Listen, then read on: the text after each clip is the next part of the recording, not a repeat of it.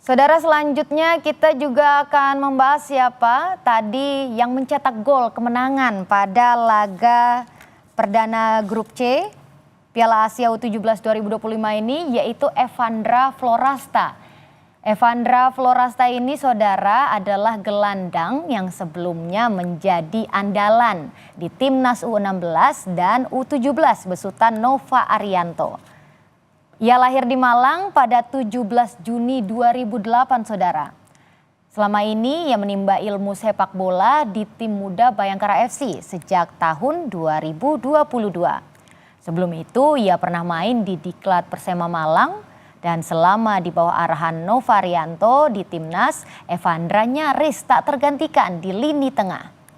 Misalnya sewaktu Piala AFF U16 2024, saudara, ia turun dalam 4 dari 5 laga yang dilakoni Indonesia dan mencetak 1 gol di 2 laga perdana fase grup.